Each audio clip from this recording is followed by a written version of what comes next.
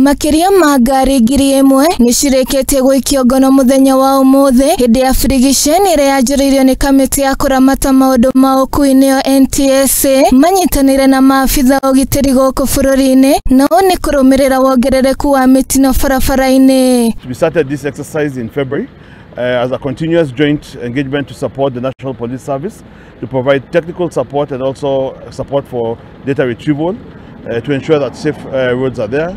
Earlier today, we had an engagement with the Deputy Inspector General to discuss the same matters, and as stated by my counterpart, that it is not a one-time event, it is continuous, will be effective. We are nationwide. We have managed to crack down many vehicles, totaling to around 1,000, and the operation is still going on.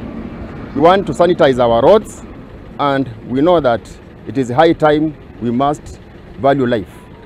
So I think this is a nationwide exercise, and very soon we are going to see changes on our roads. Kurigana na mutongoria wa kamiti ya NTSA niwe George Jau ni augite ati birigisheni ino irigereirwo gukurira maitho matereba aria marauna mawatho ma barabara niguo kuhukia kaima na mitino ya barabara guku bururi-ini. Speed is a very major concern to us.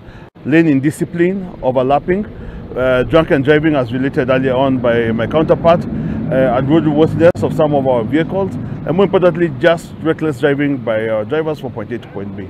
Gukiri uguo kamiti ya NTSA ni ithingiriire ati mwingi wa Kenya ni ubatie gukorwo ukimenyerera riria mari barabara-ini kuona namba nene ya aria moragwo ni mioyo yao riria mitino irahanika ni andu aria makoragwo mikira-ini ya barabara. Gari yote ambao tunapata na makosa tunashika, na wale dereva ambao tumashika wakiwa walevi ni kwamba tumesema, na wale wa makosa ingine yote lazima wafikishwe kotini. Ngiribotera Muthingi TV, rĩtwa rĩakwa nĩ Wanjirũ wa Maina.